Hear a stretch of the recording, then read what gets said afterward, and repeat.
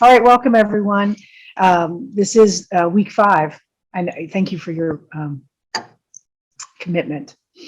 And if you're watching at home, I hope it's been enlightening for you. Anyway, today we're going to cover not just Church of the Good Shepherd and its ministries, but after our guests leave, we'll talk about what we believe and maybe what those ministries have to do with what we believe.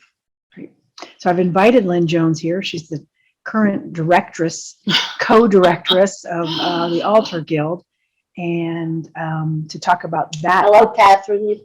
Particular ministry. And there's her there's Catherine. her other co-directress. The other co. Yes, I'm a Yeah. co-host. Catherine Dean. Hi. Hi. You probably know everyone around the I table. do, but I don't remember your name. Lynn. Lynn. Yeah, I had a really hard time remembering. I bet I'll remember that now. And so these two are really helping to, and I just want to let you guys start and talk about, not exactly, you can talk about what Altar Guild does, but how it is a ministry as opposed to an activity, kind of like a spiritual ministry. Yeah. Okay. Yeah, I think it is a ministry. Definitely. Ginger, I told Ginger when I knew she was going to be here, she'd probably talk better about any of this stuff that I could. But Yeah, we'll have her chance. we do, take care of setting up the altar every week, making sure the elements are there, hopefully in the correct numbers, that the linens are clean and pressed and well taken care of. We typically work in teams, and I think that builds, it's team building, cooperation among members. It's a great group of women, and I don't know. I've been on Altar Guild for a couple years, and then I was asked last year to take over, which I prayed about for a long time. And it made my decision a lot easier when Catherine agreed to be the co-chair. I think it's just a great ministry among women. Well, I think it's a great ministry. What Yeah, we're doing what we is do. you're setting God's We are table setting for up. Thank you. service. Yeah. That's certainly important ministry. Yeah. And all the details from I mean, dusting it and clean linens. yeah, That's quite a lot. frankly, the service on Sunday wouldn't go forward without us, or it would be a huge burden on the priest. Yeah. I think you would agree. But I know you've been coming to Thursday service, but that doesn't mean you can't get involved in Altar Guild if you will choose, because we certainly have Altar Guild duties on Thursday. You'll see us up there setting up and then cleaning it all up, and you've probably helped clean it up before when we've done a little bit short. But I don't know. It's really something that it's extremely important to me. Yeah, it's rewarding. That's a good word for it. Well, as a church that is, Eucharistically centered or sacramentally centered, the work of the Altar Guild helps define that. And we consider all those things in the sacristy, because, everything has to have a name in the church. So to be sacred in some way, and then the care of that sacredness is as much a part. And I'm saying this, and maybe I should ask. I have known women and men who their care of that was as important to them as worship. That just You're on holy ground. part of it. Yeah. Yeah.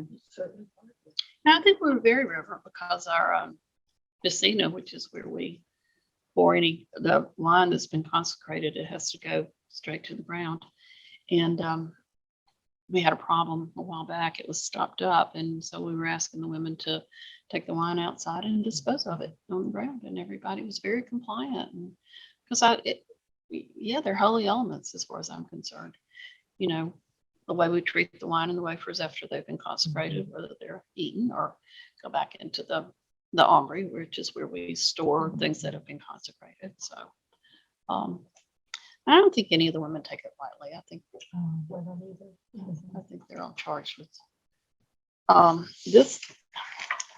this was in my box today for some reason, and you're welcome to take it. I don't know if we're not trying to push you on anything, but that will give you a great overview of what Altar Guild does. We change linen seasonally.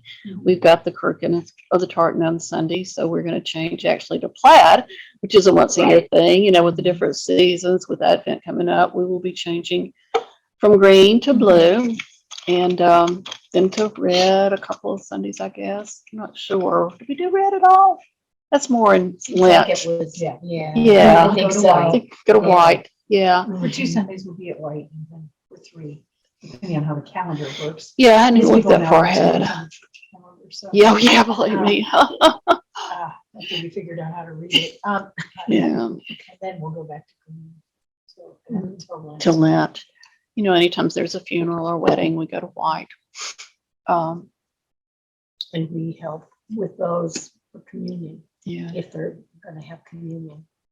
So you'll see us in Yeah. Yeah. if they have communion. Yeah, exactly. So yeah. While we're talking about ministries here, I've also been involved in altar or vestry for the last couple of years, which it's been extremely rewarding for me. It's a lot of work, but I feel like we're sort of the backbone of the church and helping making decisions.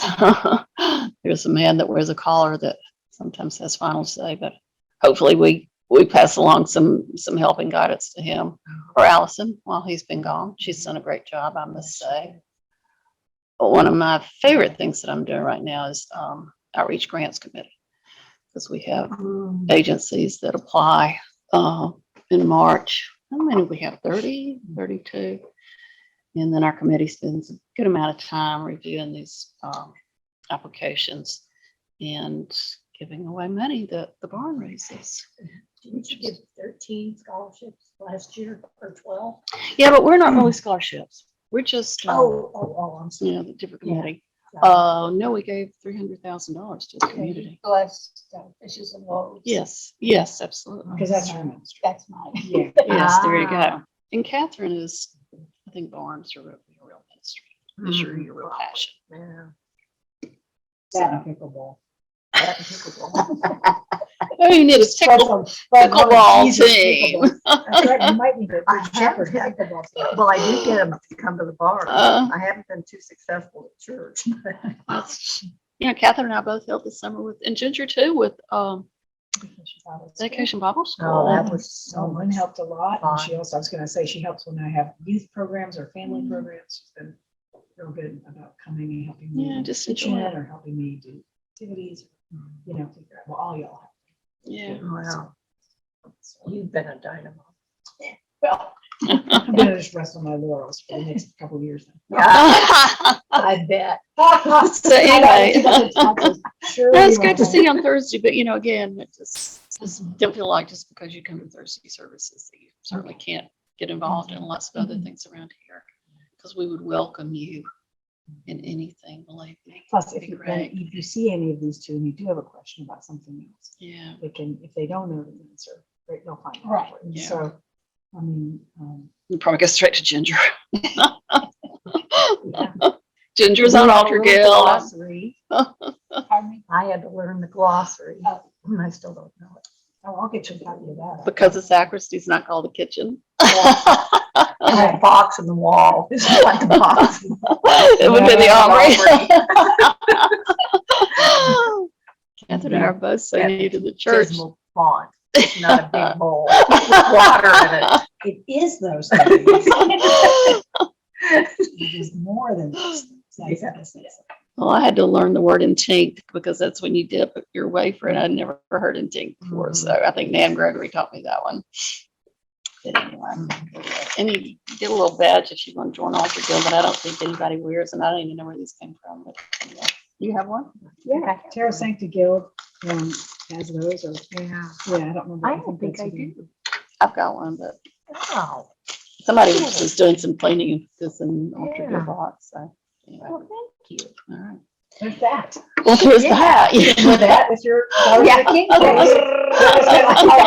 You did call that in, on your Yeah. badges and And crosses. Yes. Yes. Mm. Your plane, your Name, Blair. Blair. That's what it used to be called when you worked at TJ. What is it now? TGI Fridays. And you get to flex. You get to flex your stuff. And Savannah, my granddaughter's just turned 15. She kept talking about flexing, and I'm, flexing with That's what I, muscles. yeah, And I what I think, thought. what are you talking about flexing? And she said, well, like when I'm wearing my Red and Gap sweatshirt, I really like to go into bucks and just kind of like, It's kind of flexing. It's just showing off is what it is. It's just showing off your That's what stuff. kids do, same thing. Same thing. So anyway, that's just a really, really brief overview of what we Thank do. you, But thank you. yeah, we would welcome you and, Or anyone listening at home. Oh, yeah, Well, we sorry. might not welcome, no, yes, we would with training. And it Yeah. isn't just for women, although mostly it's been Yeah. women, but I've worked in places where it's been mostly men. Mhm. So, Really? That would be great depending on here. depending on the church and the community and Yeah. people's time, Yeah. so. And we never just drop you right into it. You always work with somebody and, Catherine and I were usually around on Sunday, between the two services or three services or Ginger.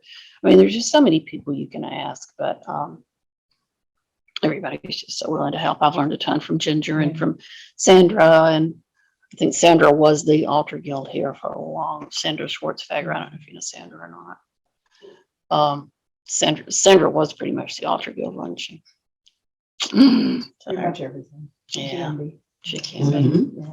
Well, All right, she y'all has go all the on. questions. Thanks for We're stopping going by. to go and take out plaids. Yeah, our All right. Ask Rob. He said it was fine. We're going to spread everything out over the old library. He said it's fine. I think Vic's going to put everything up on Wednesday, so other than the altar class. Okay.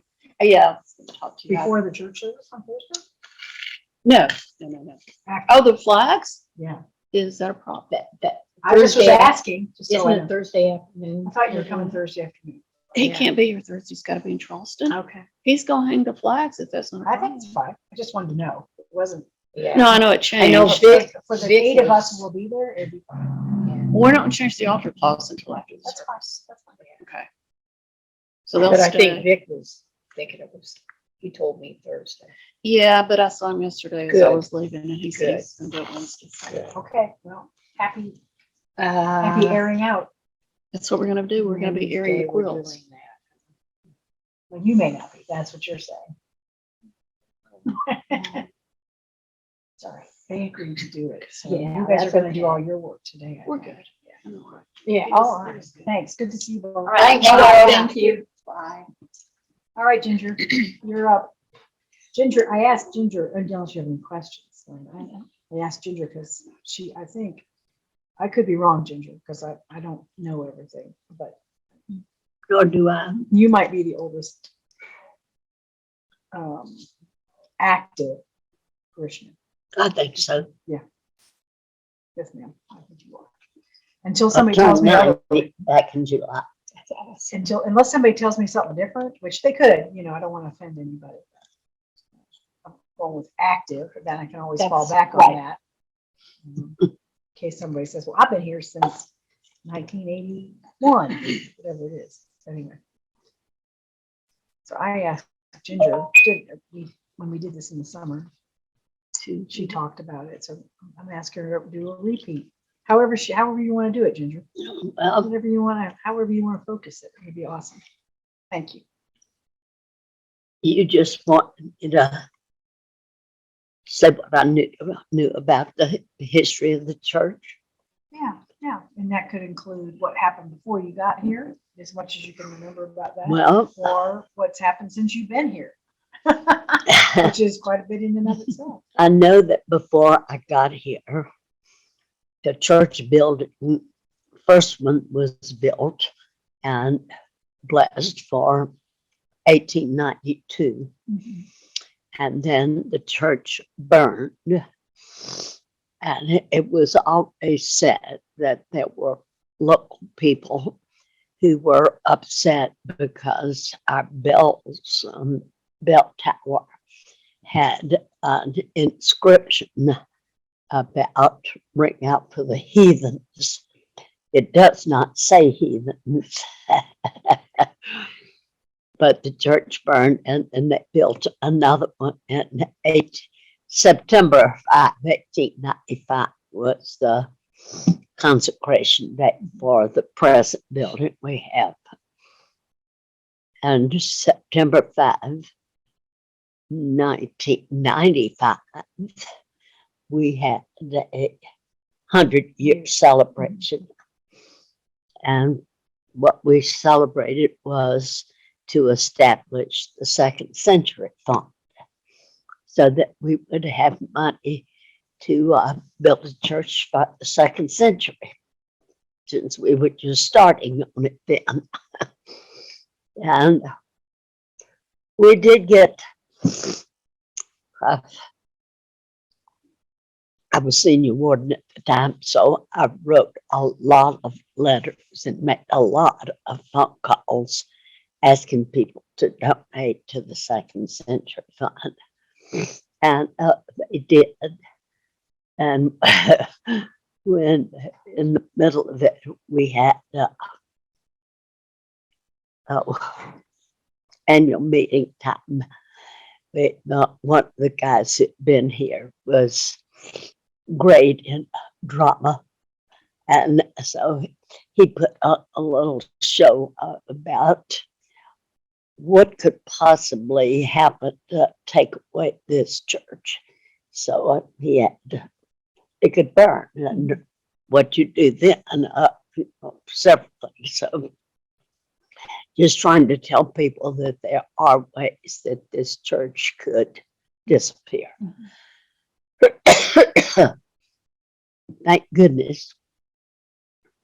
After our goal was to raise $500,000. And we did that and a little more. And God blessed us with a good market after that. So our money increased. Thank goodness. And at some point it was up to $1 million. But it was to be used for the, the church. However, at a meeting, endowment board and vestry officers, we did allow that if there was a need for Heinz Hall, that was part of our compound, that we could take some money for that too. But then we tried to establish a Heinz Hall fund so they could take care of their own. But anyway, that was good.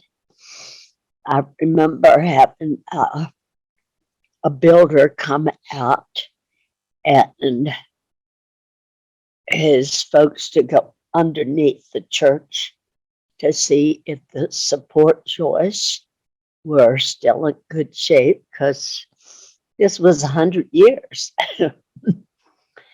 And what needed repair to make it in good shape.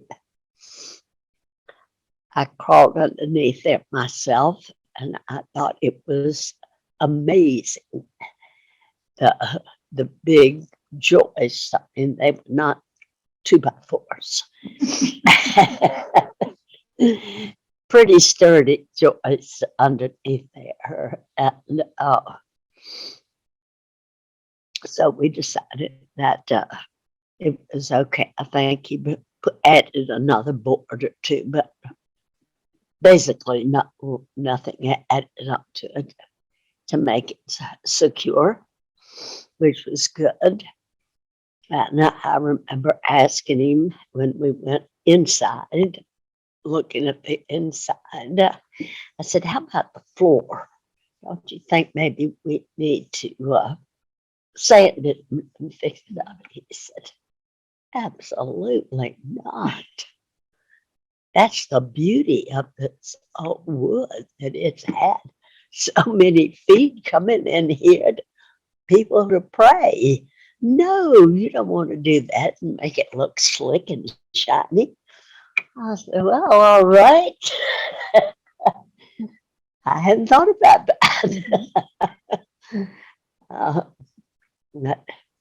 We had some new cushions made for the benches.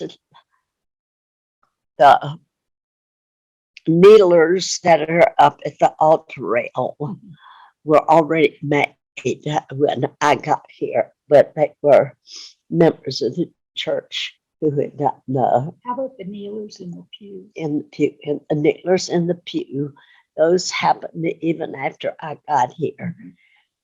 Different members who they wanted to have a kneeler. Like I know the first one up on the front row.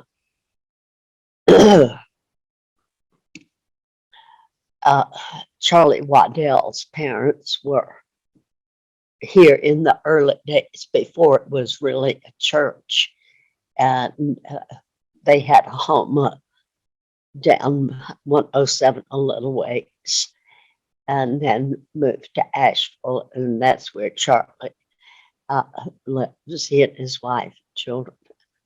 But they love Good Shepherd, so she said, I just want to, I can do needlepoint.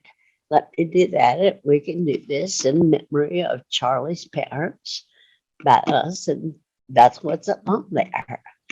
And it's one of the first people on the other side.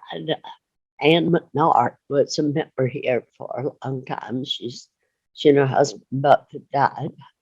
But she wanted to do one of those. So it's just different members throughout it all. And some of them started it and they were a little slow in getting it finished to the tune of we want to get these kneelers down and have it looking good. Not that there was an exact date for each one, but if they were kind of hanging on too long, somebody called and said, do you need some help finishing and I didn't offer to do it. I know I asked my mother to teach me to kneel after I was adult, and that she taught me. And she bought the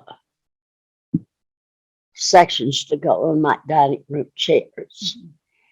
And so my mother and aunt lived in Alexandria, Louisiana, where I was born, but they'd come to visit. And after 6 months, she and my aunt came, and I had done about this much on one. And she said, I'll be dead and gone long before you ever finish one. Give me these. I'm taking them home to finish them. Okay. I didn't argue with her because I knew I wasn't going to be any faster. So they're okay. They got finished, and they're sitting on the dining room chairs and table in the house where Ellen has grown up. Of course, it's in the middle of much of it. But telling what it looks like. So you didn't do any of the kneelers? Or I did not do any of the neighbors. I encouraged every girl and I told them how good their work looked. So that part was okay. There was a strong, well, before it became a real church, it was just open in the summertime when visitors would come up. And Bishop Henry was friends with Hank Kunkel, who had a store here in town. And he said, Hank, you know, a lot of people get call these bishops and priests from all around, invite them to come up and preach 1 month. One Sunday, 2 Sundays, however long they could stay. And of course, he had a little conversation with W.D. McKee at High Hampton. And W.D. would give them space at High Hampton to live while they were here. They're preaching that Sunday, which was a great deal. And they had some pretty good, lot of good bishops, a lot of good priests that did good. That lasted until I think it was 90. No, it was before that. About 81, Bishop Henry told Hank, it's time we get somebody here. And so I want you to be senior warden to get this going. And Hank said, Bishop, I'm Presbyterian. I don't know. I can't do that. He said, well, you just kneel down here. I'll confirm you right now, and then it'll be okay. And he did. Mhm. And Hank loved to tell the story. So it was good. And Bishop Henry said, and we need to have a vicar, a priest to be here in charge. Well, at the time, John Hines, I think, had already been elected presiding bishop, and his youngest son, Steve Hines, had finished seminary and was working at a church in Houston. And they called Steve to come and be the vicar, which was wonderful. Bishop and Helen Hines had a house in Highlands. Bishop Hines had grown up in Seneca, South Carolina. So this was a good place and he loved it. So Steve had kind of grown up in this area, even as a youngster and as a kid, worked at High Hampton. So he kind of fit in the neighborhood. Anyway, he became the first vicar and they had services every Sunday. And I don't know how they managed to survive all year long because mostly the congregation was summertime, but they were blessed and they blessed the church by making their pledge so the church would keep going. And it was wonderful. Aside from the church, right about where Ellen and Rob's office sit was a little white cottage, and we call that the bishop's cottage, that they could stay there. Steve's office was what we call the old library over behind the sacristy, up the ramp. And Joanna was the secretary. Her office was as you come in from the ramp, and we've got a nice chest to lay alternates and all that. She had a desk right there. Minimal office space, but it would work just fine. And Steve did just fine. And Steve loves people. And when I first came, and he was still the vicar, and he was friendly, and he had been to, I lived in Atlanta and went to the Cathedral of St. Philip, but he would come and visit there and was good friends with Judson Child, who was canon pastor for a long time and then was elected bishop of Atlanta. And Bishop Child was my good buddy. So anyway, I call Steve Precious. And he calls me Lovey. Kind of crazy relationship, but it's very good. And he has always been very, maybe not the most sanctimonious, reverent, holy priest. I can't say that he gave the best sermons. They were usually pretty short. And he always saved them and had them in a little box that he kept in the trunk of his car. And in the trunk of his car, he kept his sport coat so that after church, if anybody asked him at the brunch, he could put his coat on and look decent, which was good because Otherwise, he's like me. He just kind of walks around sloppy.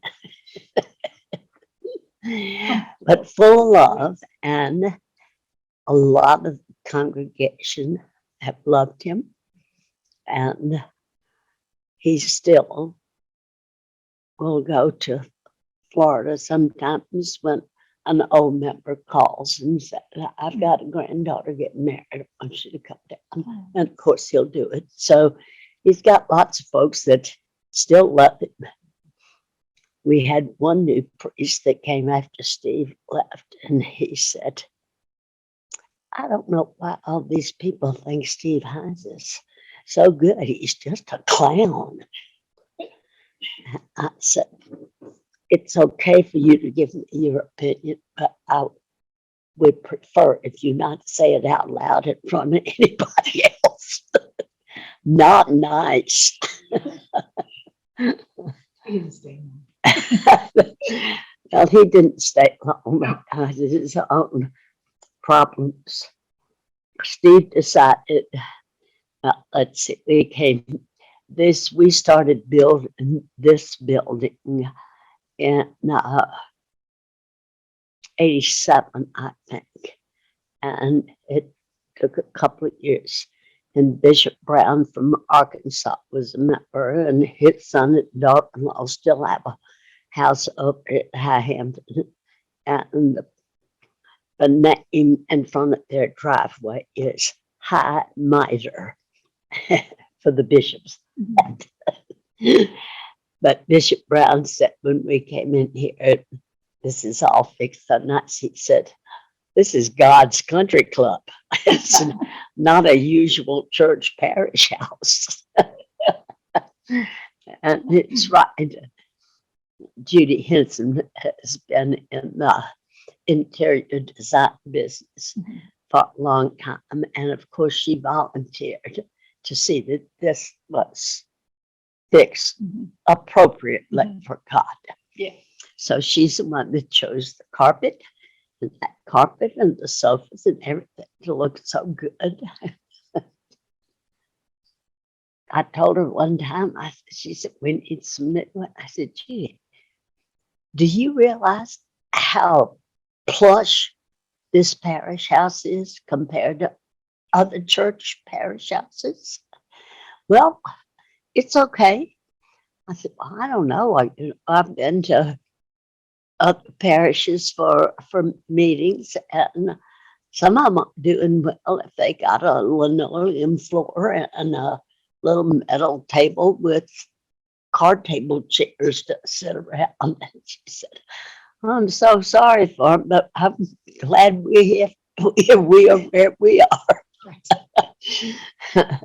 But, you know, some churches are small and they don't have the parishioners who can donate to that, but that's okay. Anyway, when Steve decided it was time for him to resign, he had been here 8 years, 9 years. And his year after he resigned, he made arrangements to go to Haiti, and he was going to teach the seminary in Haiti. And he would write notes every now and then. Well, I had to walk through this water to go over to do the service, and had rats hanging on my pants legs. You doing God's work. That's what he'd say. I'm just working for Jesus. But after he left, and then we had to get an interim. Charles Kennedy was the first interim. He lived in Florida, been a priest a long time. He was great. And when they built this Hines Hall thing, they had to tear down the little white bishop's cottage. But it stood there for a little bit because it first had the back door coming out and steps coming out that hallway for about 12 feet. it was a work in progress. Work in progress for sure. And Charles Kennedy was interim. And then we called Alec Barron to be the next rector. And I told him, get to know the congregation. Most of us are older. So we're sorting our ways too. Get to know people before you think about making any changes. He wasn't here 2 months when, and I saw him coming down the rampway carrying a box. I said, what are you doing? He said, I'm getting rid of this red wine. I don't like red wine. I put white wine in. I said, no, you can't do that. You can't do that. Yes, I can. I'm the priest. I'm the rector. Indeed, you are. But think about it. How smart that is. Well, he did it. And of course, the first time he served white wine at communion, there were lots of eyeballs that popped out and lots of groans. And he got lots of comments. And it wasn't long before it was obvious that there were many in the congregation who wanted to see him leave. And got the bishop to come out and have talks to make life peaceful. Let's see what we could do. And he talked to Alec, and we talked to Alec, and it worked out. He wasn't here quite a year. And he announced in church at the lectern, and it was time for talking about what's going on. I have been asked to leave, and this is my last service. And he walked in. Sam Cope, who was the organist. Sam actually had been here 30 years. He was so shocked, he got up from behind the organ and ran out the sacristy. He was just horrified that it happened. And of course, all the congregation was, we had to call peace and order so we could finish the service. That was, No. hey, sweetie. Ginger's only made it to, 1992. So Oh my we're- gosh, That's right. 1992. So that was my worst Were year. you the senior warden then? Yes. And no, I was not senior warden then, and Bill Foster was. I was chair of the search committee that brought him. Ouch. And so he's gone, and we get another interim who was good, Paul Rich. And it took a while, but there was so many unpleasant words that were said all around. I came to every service every Sunday until we got the next one. So anybody wanted to complain, I would talk to them and ask them to pray and be at peace, and we will be church again. But it was hard. I do know. That was a rough year. But then after that, we got Pope Culpepper. And he was good. And he stayed 7 years. Let's see, when did he come? He came in 94 because he was here with me for the 1995 100-year thing. And in cleaning out drawers, I had found a cassette tape that is labeled 100th anniversary. I have no idea if it will still play or even what's on it, whether it was for an annual meeting at that time or what. But I know there's a guy at Highlands who will transpose from cassette tapes to CDs or whatever. So I'm going to take it over and ask him to listen to it. Is it worthwhile having it changed to hear what it says? It is. You know, just my curiosity is killing me.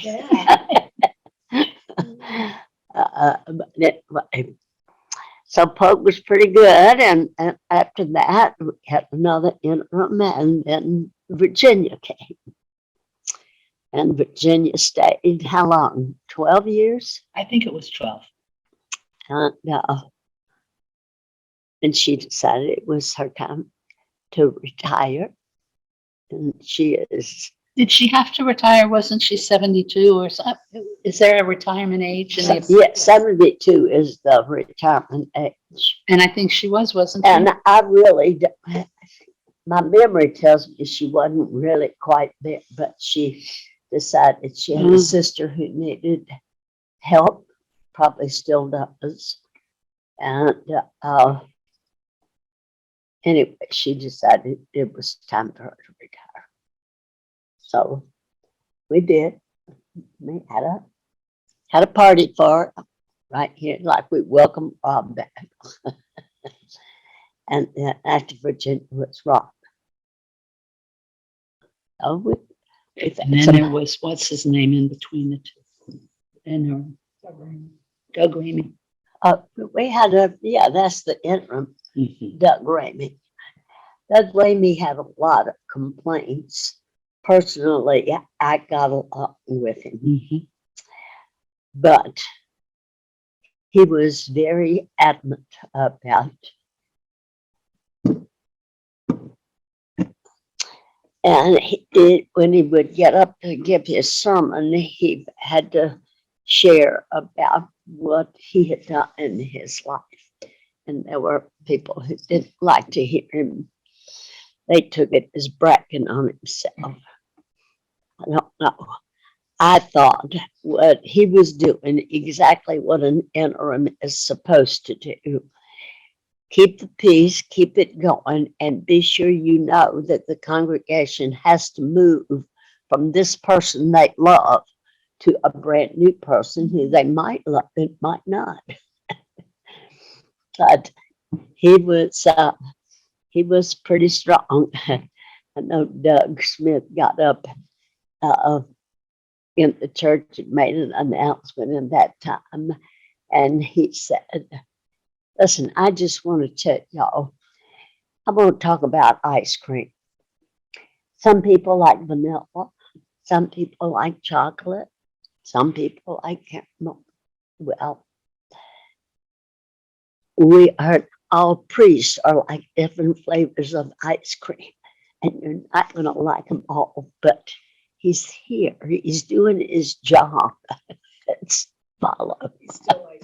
Ginger, I thought that was David Jones. David Jones. That's It was who it David was. Jones. David. I say David somebody else. That's right. It was another generic. Yeah, Pretty thin. it was David Jones for sure. Well, Ginger, if you had to say in a couple of sentences why Good Shepherd is your church home. what Good would you Shepherd say? is my church home. The first time I walked in the door, I could feel the warmth of love. As Virginia would say, I knew God was in that building. I knew it was in all the people who were there who welcomed me. Yeah, and come join us. Whatever you can do, we want to have you. which when you're moving from one town to another, it's nice to feel welcome.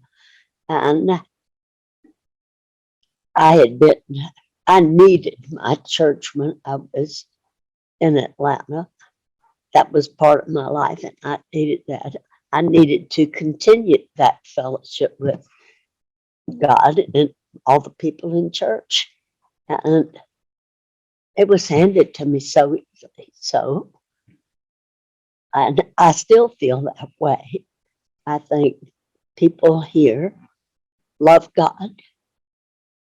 They want to do what God asked them to do while they're here on earth.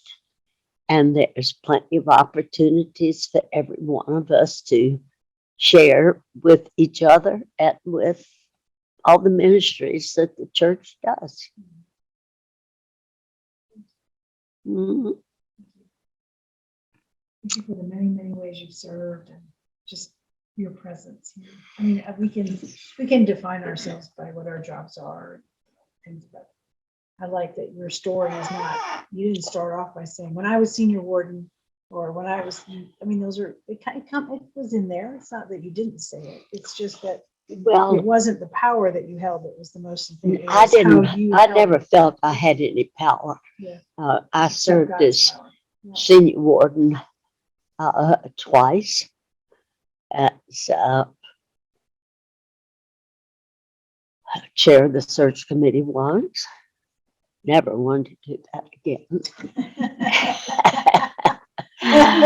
And I was on diocesan committee, so I was on the executive council and chair of the diocesan foundation. And I loved learning about that and being part of what the diocese does. I'm excited this was 100-year celebration for the diocese. And of course, I saw Bob Johnson be consecrated, Bishop Porter,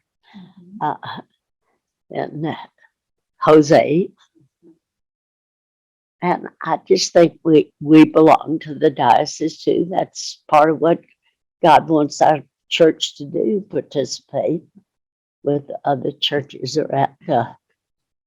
As Michael Curry would say, we're part of Jesus' movement. We need to all be together doing the work. It was good to see all those pictures. I bet. Plus the Moravian bishop came. And the Really? Lutheran bishop came. The Good. Methodist bishop came. So, and then the bishops of East Carolina and North Carolina. Good. It was good. Good representation Um, for church. that is really good. Bob Johnson's holding his own. I'll tell you what. Does it look okay? You know, he's old, Ginger. You're old. He's old. But he was ambulatory. Yeah. No one was helping him get through the door. I think it was Porter there. Porter was there. Yeah. Good. Yeah. Okay, I'm glad they were. Oh, that's wonderful. So so it's for the moment, the ministry that you support, love, and care for. Could you talk to us about that and how you came to be involved in that? Well, I got involved with the Bazaar Barn. And of course, the word barn was not on there. It was Good Shepherd's Auction and Bazaar. Golly, probably maybe 5 years before there ever was a barn. Macy was in charge of the kitchen department, and so I would help her. And that's when it was outside up on the steps behind that fire department. Crazy times when it's in. Oh, yeah. That's when we had the bazaar out there. And it was probably 5 years after that, maybe 2018 that we got the barn. When COVID hit. Yeah, it was actually before COVID hit. Because you were using it for storage. I'm sorry? Yeah. You were using it for storage. The barn? Yes, when the things go to bazaar now. No, we've No, only ever used we were paying storage unit fees. for furniture. And that was a terrible thing when the furniture was outside. I mean, to work all year. I mean, that was the deal with the bazaar. Back before the barn is you would work all year long for a 4-hour sale, the second Saturday of July. And the very first year that I worked it, which again, I'm saying is maybe, I don't know, around 14, 15, 16. I remember as it ended just before 1:00, this gigantic 18-wheeler pulled onto the property with Goodwill Society written on the side, and a bunch of people jumped out and got huge carts out of the back of their truck. And all of those pieces that we had touched for the previous 12 months that didn't sell to include at least 900 coffee mugs, went on that Goodwill truck. I couldn't wait to get the goodies. We took a 2-week vacation and started over. At any rate. The fun stories and who, I hope you'll talk to about this. I know that Pat Rowe was one of the early chairs. Did you ever chair I did. do you remember what year you chaired? I think about 89, 90. I know that the very first bazaar, they were very excited. They took in $8,000. But it started with one of the parishioners' daughter who had a dress shop in New York City.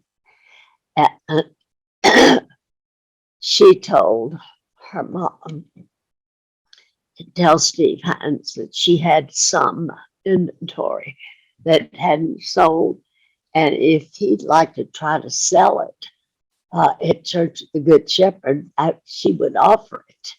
And Steve said, any way to sell it? Somebody said, yeah, we can have a little tent and sell it here at church. And the first bazaars were here, like the first on the screen porch of the bishop's cottage out there. And then when this building was finished, we filled this building with it. It was a good while before we went to the community center. Well, Pat Rowe remembers the $8,000 year and laughs every week when she says, well, how did the barn do this week? Yeah. That's right.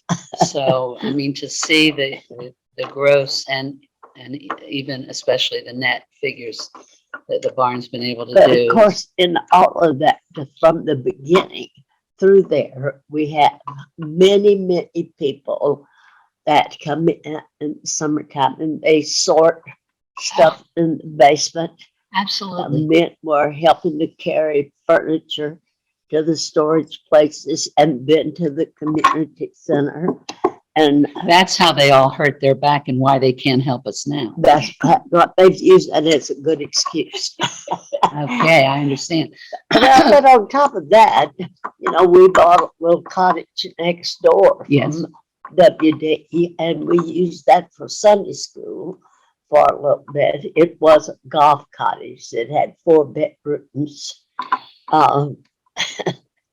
So somehow they managed to be able to do a little Sunday school in it. But I can remember being with the 2 of the guys up on the roof of it so we could hammer down the shingles or throw off the bad ones there. And they painted that. And Well- we did some work for the safe house in Bryson City and in Silva and painted those houses. And those men were up on the roof with Laura Askew and me. Well, and that's exactly what made me want to get involved is how many people.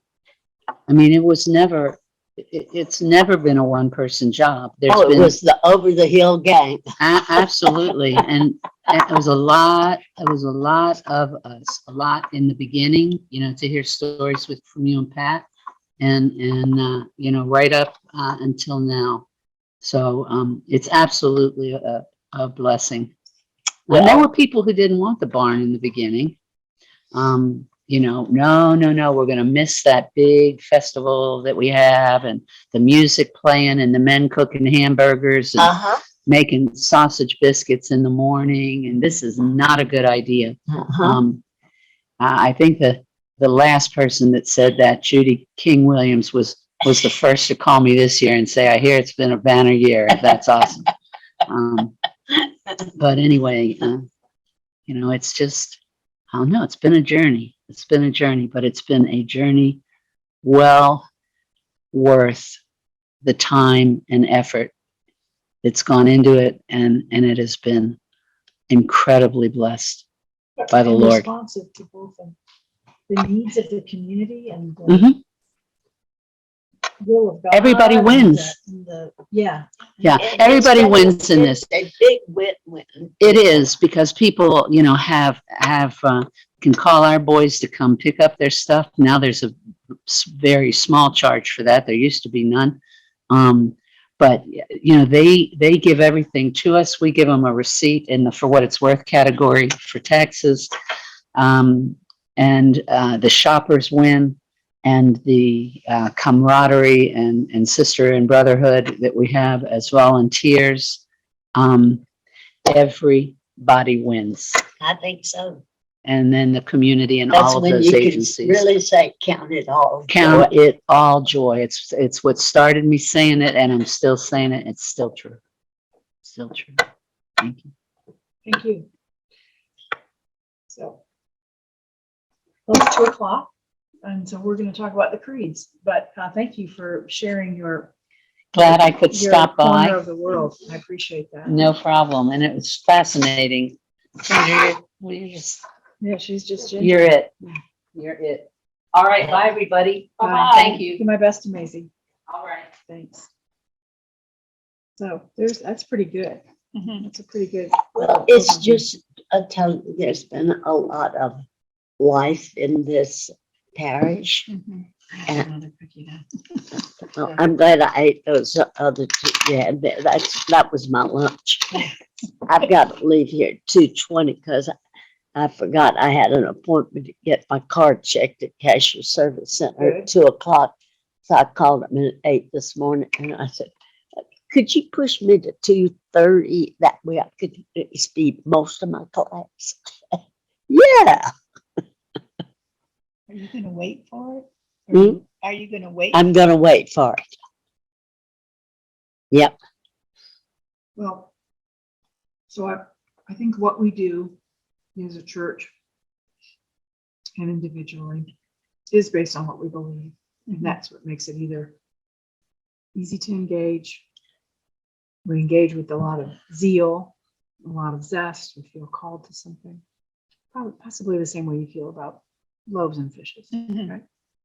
Because how long have you been doing that? About 4 years. Yeah. Yeah. And you're regular. All the time. Oh, yeah, That's we- great. That's great. That's how I met Susie and Laura.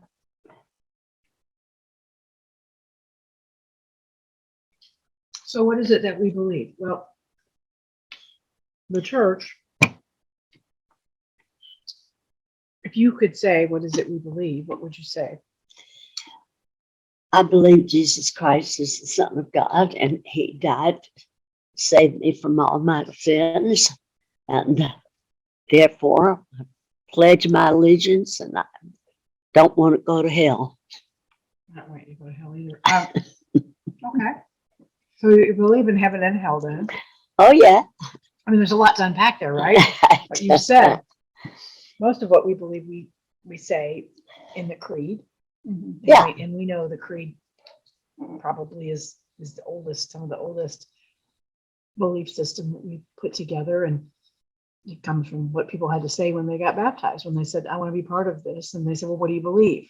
And I said, "Well, okay, I believe in God, so And then we believe that Jesus is God's son, and we believe that the Mhm. Holy Spirit is also somehow involved in all that. Oh, the right? Holy Spirit is definitely Right? there. The 3 in 1 and the 1 in 3. That's what we And believe. then we have to decide how we're going to live according to what we believe. Mhm. How we are going to live partly is going to food, fishes and loaves, and come to church, worship and receive Holy Communion. So you have strength enough to keep going. Because God gives us himself the strength. So, partly what we believe is what we learn from Scripture. Partly what we believe comes from our own tradition and how we've arranged ourselves and organized our life, Mhm. and what's the primacy of sacraments, baptism and communion. And Ginger said something about that, and, and that we see that ourselves are as connected to the larger church, supporting that. As a priest, I had to say that I will support the councils of the church, both by attending, taking part in, Mhm. serving on committees, doing those kinds of things. And we're all called to that work too. So it can help shape and mold us. And I think that, I'm trying to remember the chapter here.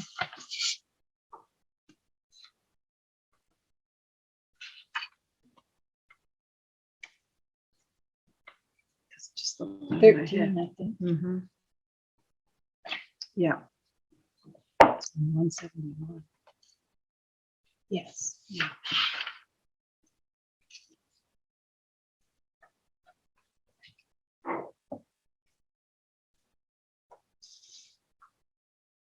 So we could see creeds as like, but by the way, he says rules are funny things.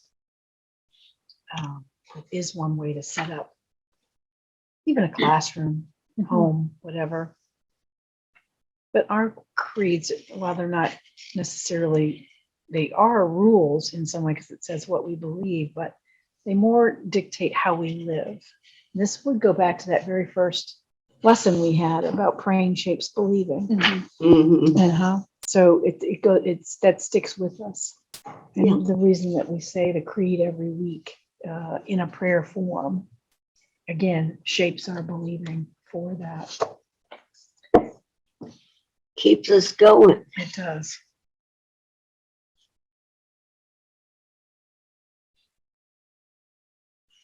So on this, the question that he asks in the back is, every thoughtful Christian will struggle with parts of their faith at times. How does saying a creed help or hinder our struggle with faith? What is its relationship? When we say we believe, what is that relationship? It's a good guide to keep us involved with God. And no, I don't think we always believe everything we read or everything we Right. pray. But I did not say this. I think Barbara Brown Taylor said it. That even when we aren't praying it, millions of people around the world are praying it. Mhm. Mhm. And It's always being prayed. it's always being prayed on my behalf, because I think that's one of the reasons we now I say love that.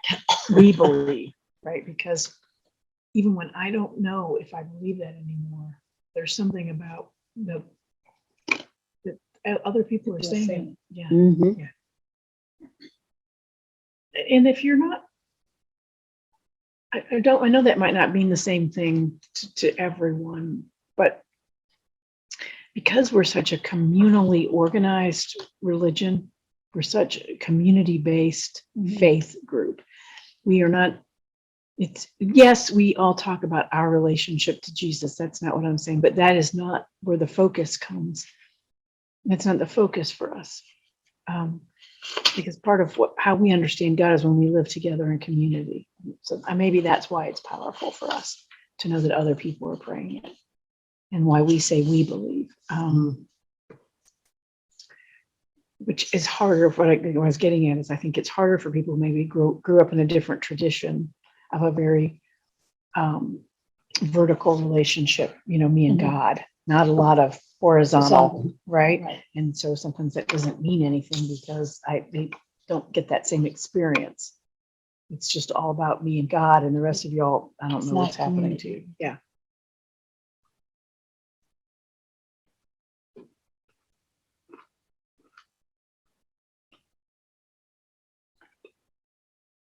Or I could be the kind of person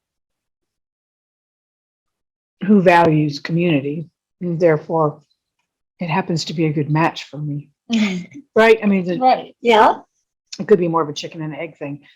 So I recognize that too, that my need for community is important. It's like if I was writing out my own faith statement, there would have to be something in there about the fellowship of believers. well, I think that's why Jack and I came to Good Shepherd. We came to Good Shepherd the first time because we were already members of the Episcopal Church in Atlanta. So this was certainly the place to go. But it was such a warm welcome and including us in whatever you want to do to be part of us, good. So felt like we belonged from the beginning. And that's a nice feeling. That's great. Well, it does feel like a place where you can then, I guess that's the test of any good, to test that would be when Jack died, Yeah. was it a place that held you, right? It Oh, was a yeah. place that held you. Oh, When absolutely. we've had And sorrow, or when we've had joy, when we've had experience, when you fell, just whatever, is it a place Well, that holds you? yesterday in the bulletin, it had flowers on the altar for my son Jeff. Yeah.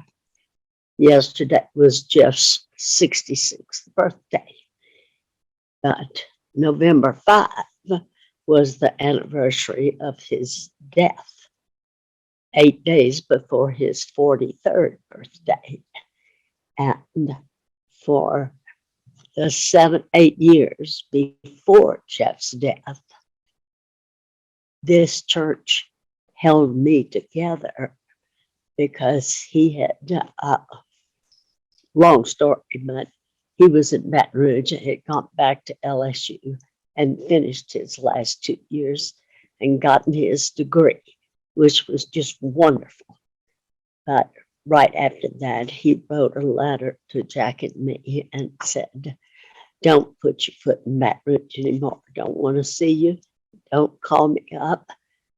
Just a total cutoff, which was a big heartache for me. And of course, Jim Theus came that year to do they called it a spirituality class. And I don't remember now how many people, 8 or 9 or 10.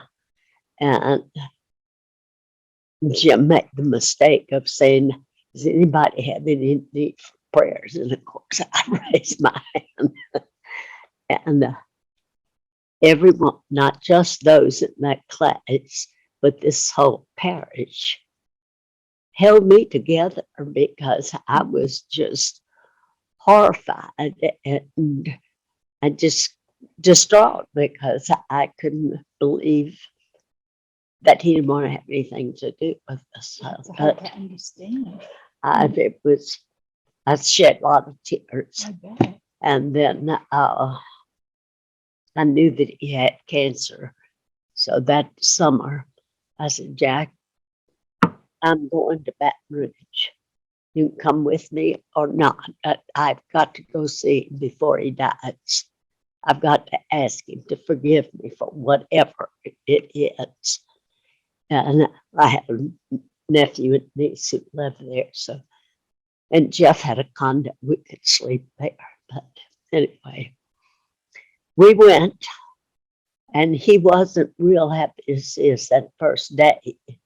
But I wrote out my speech and gave it to him to read and told it to him that we were there to stay. We did love him, whatever we could do for him, but I needed him to forgive me, whatever it was. Please tell me I was so sorry he had been so hurt. Yeah. Anyway, it ended up 3 months later. I was sitting in the room with him that evening when Jesus came and took him. So God gave me a gift. It was a real gift. So, but all the months before that, this parish held me together. And Jack, we had a group that wanted to go to Cursillo, and at that time we had Cursillo groups in the diocese.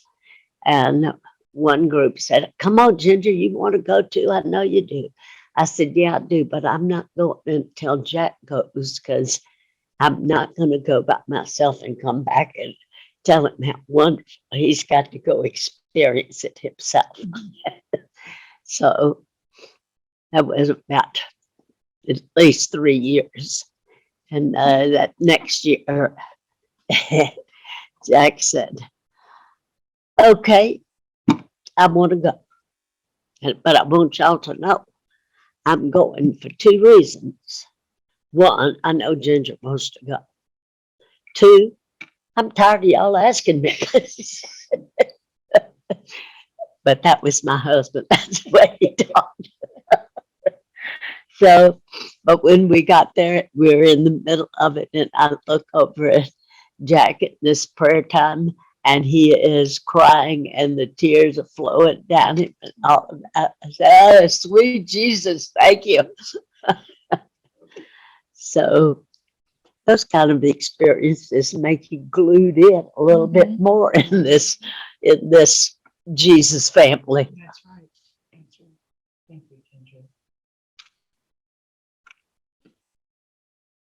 Well, here's a little handout about the creeds that you can read in your spare time, bedtime reading. It talks about the Oh, history. good. It talks about other churches Thank that you. have creeds. And, Good. of course, the Jewish faith,